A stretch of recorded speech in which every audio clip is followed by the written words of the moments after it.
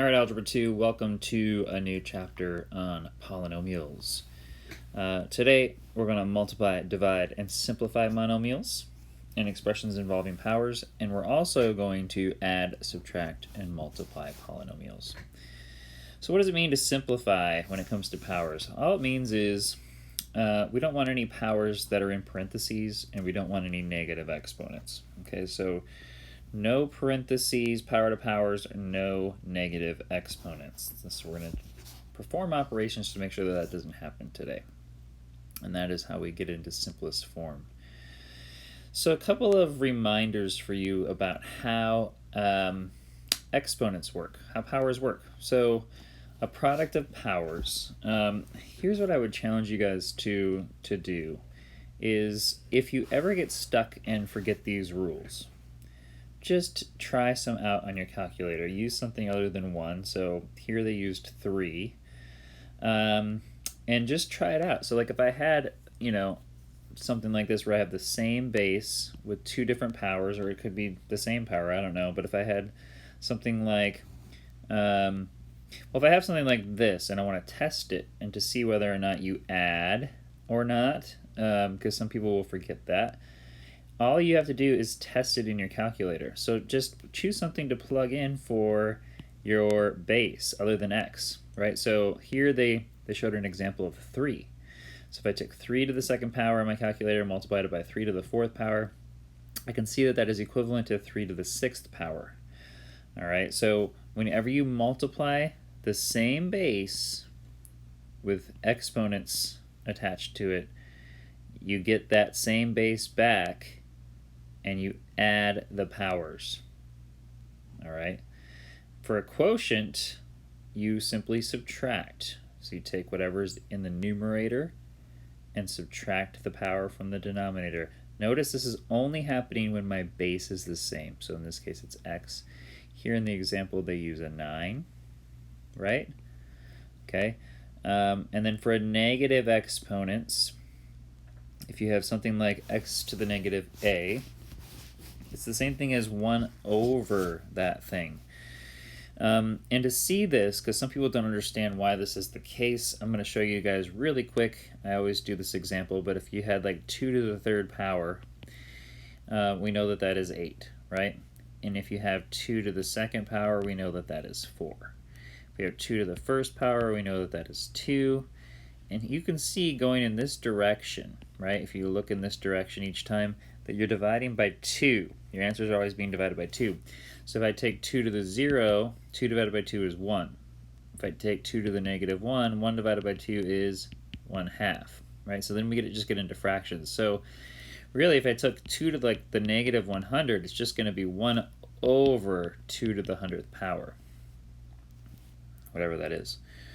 Okay, so just think when you have a negative exponent, you could do a 1 over that positive.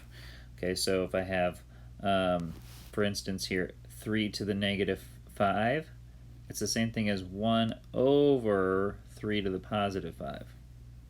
Okay, so just to review on that. And this chart's also in your textbook if you need it. Okay, so make sure you refer to it often if you don't have these down very well yet. Power to a power, so like x to the a all taken to the b power, what you end up doing is just multiplying your exponents. Okay, so you multiply the exponents out, and again, you can see that how that works by actually plugging in a number like 3. Okay, then the product of a power, if you have 2 things taken to a power that are in parentheses taken to some power, you have to make sure that you distribute that power to both pieces.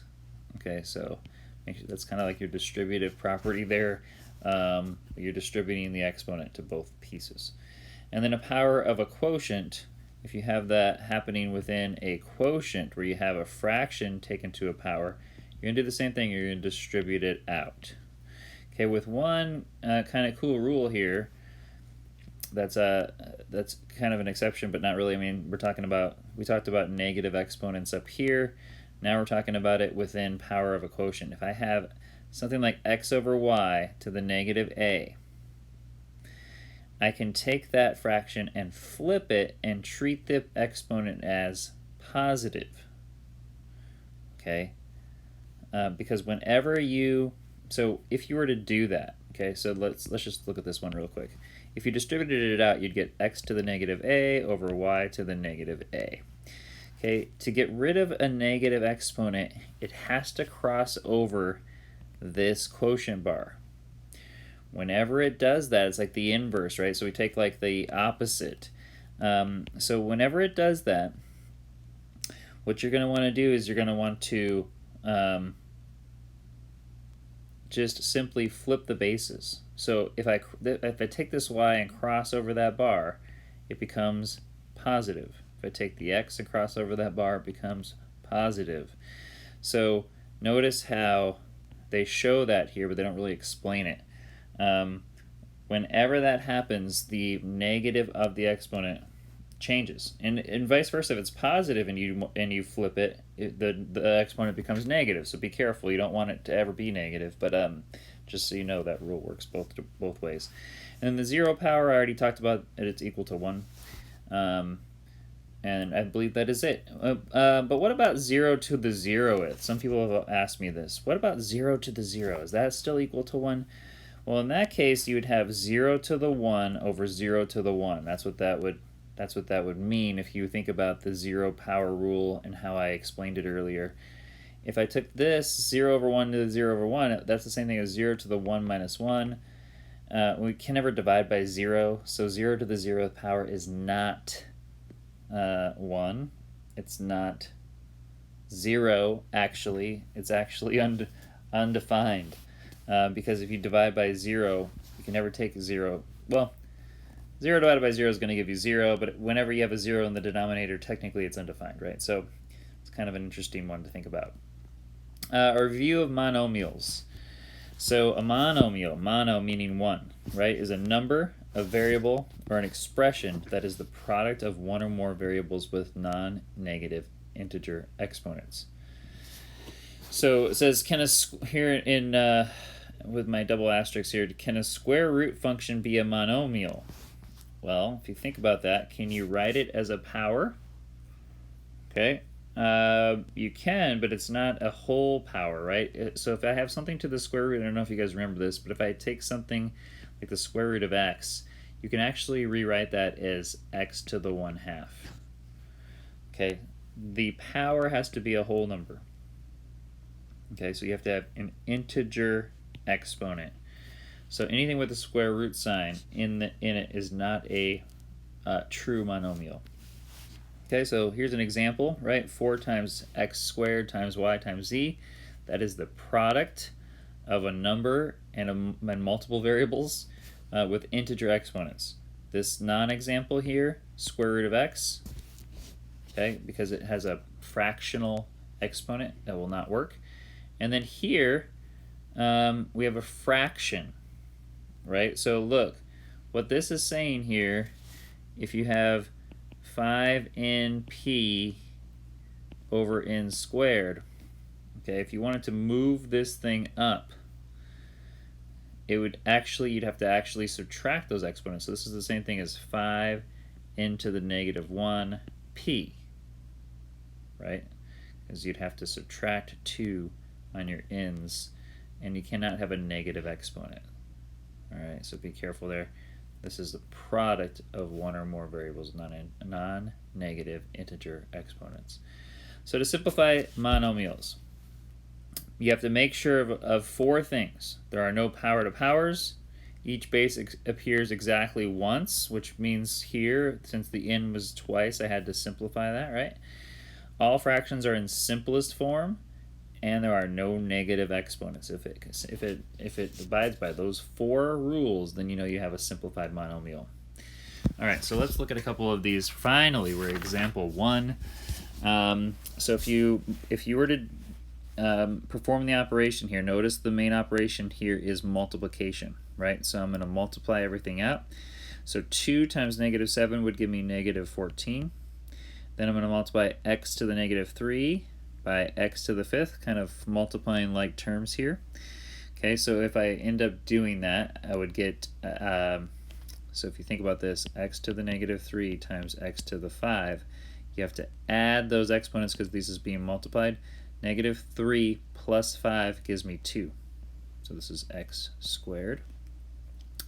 And then y to the third times y to the negative 6. If I add those two together, 3 plus negative 6 is negative 3. So this is equal to y to the negative 3. Okay, so let's look at our rules again. No power to powers. We're good. Each base appears exactly once. We're good.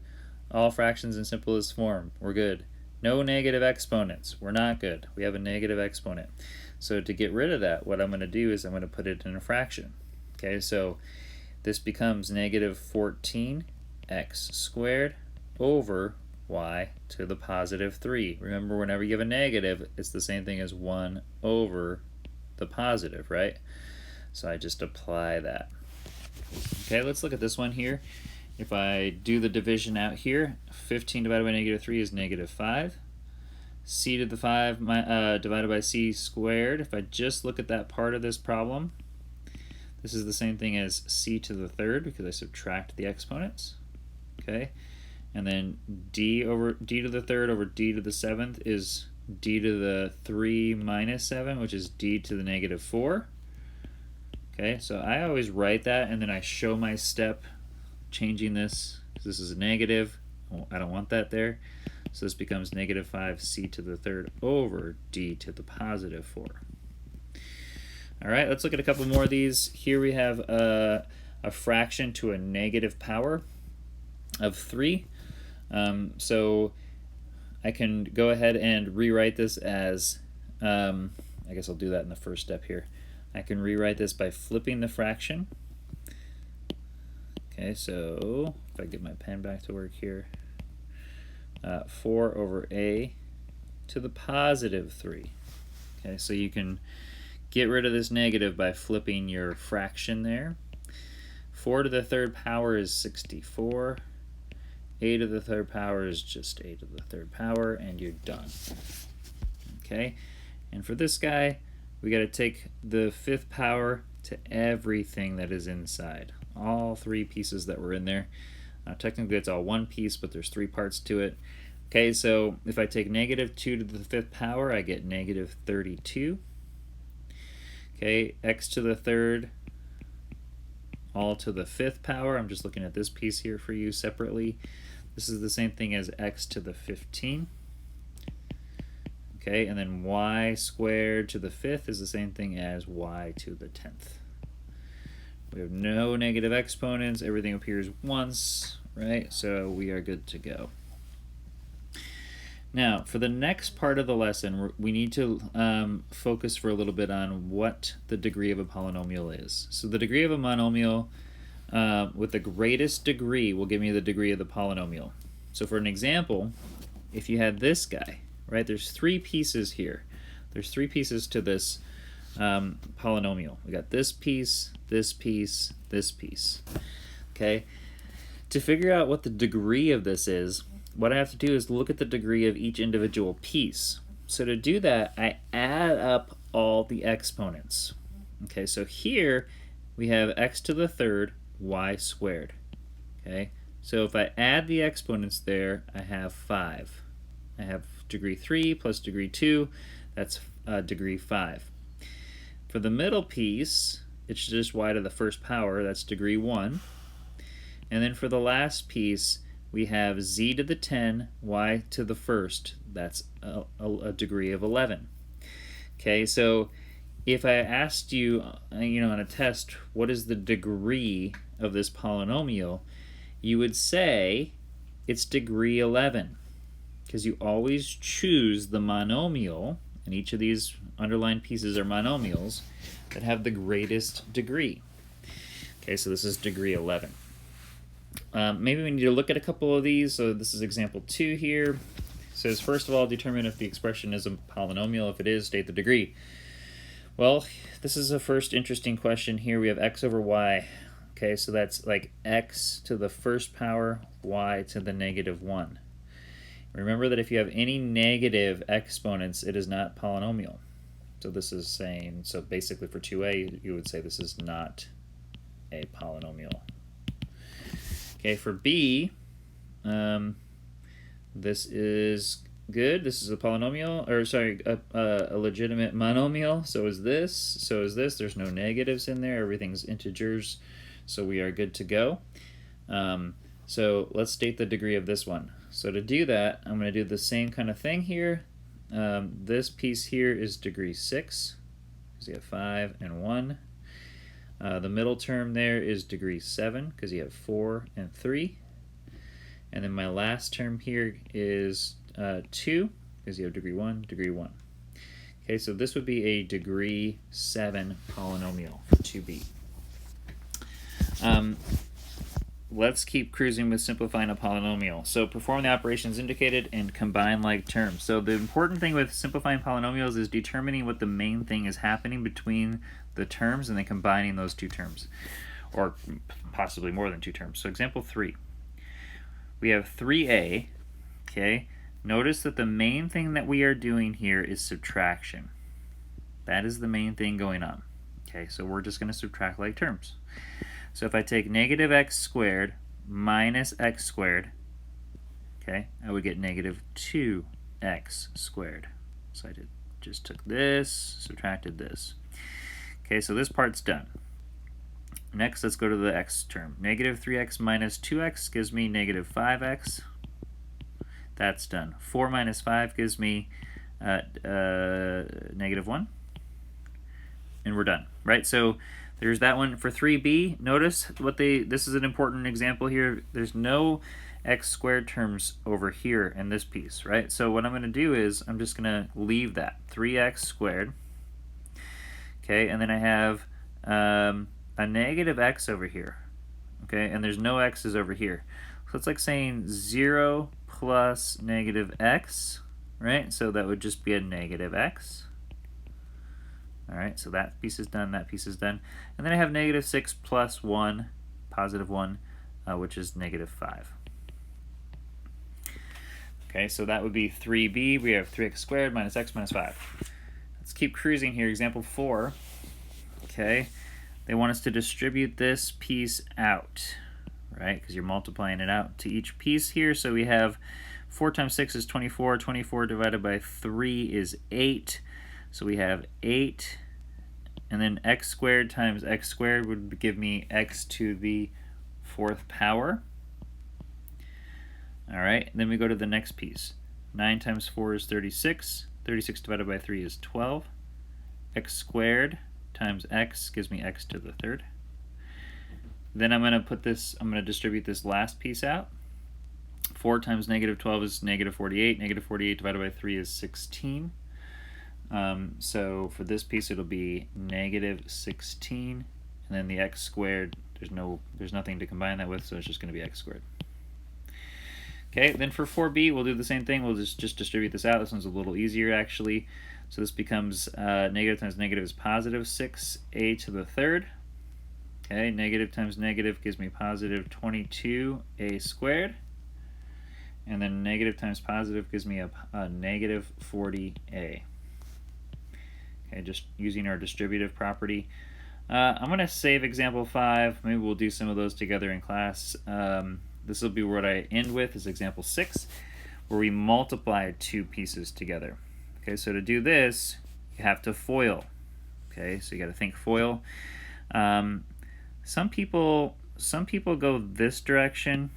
I always go from the smallest to the biggest, so I'm going to go this direction. So I'm going to distribute this x out to everything first. And so to do that here, let's do x to the 3rd plus 4x squared plus 16x. All I did was distribute the x out to all three pieces. And now I'm going to go to the negative 4, and I'll do that in a different color here for you. So notice that negative goes with that 4, right? So negative 4 times x squared gives me negative 4x squared. Negative 4 times 4x gives me negative 16x. And then negative 4 times 16 gives me negative 64. All right, now it's just a matter of combining like terms. So we have no other x to the 3rds. That's part of my answer. We have, so this is done. 4x squared minus 4x squared, those disappear. 16 minus 16, those disappear. And look at that, we're left with just negative 64. Okay, so that's, that's 6a. Let's look at 6b. Same deal. Let's just distribute out. So I'm going to just do this guy. I'll start in blue this time. We get 6x to the third minus 12x squared plus 15x.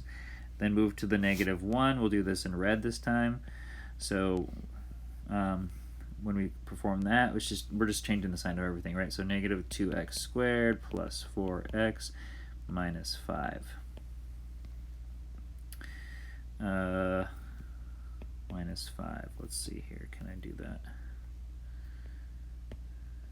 There we go. Okay, so then we combine like terms, right? So there's no other x to the thirds, so we'll leave that one alone. Negative 12x squared minus 2x squared gives me negative 14x squared. Those are done. 15 plus 4 gives me 19x. Those are done. Minus 5. Okay, so that's 6b, and that's where I'm going to end, you guys. So hopefully that gives you enough examples and enough information to knock out the homework. We're going to spend a little bit more time on this again. I'll probably break this up into 2 sections, but anyway, we'll talk about that in class. Catch you guys next time.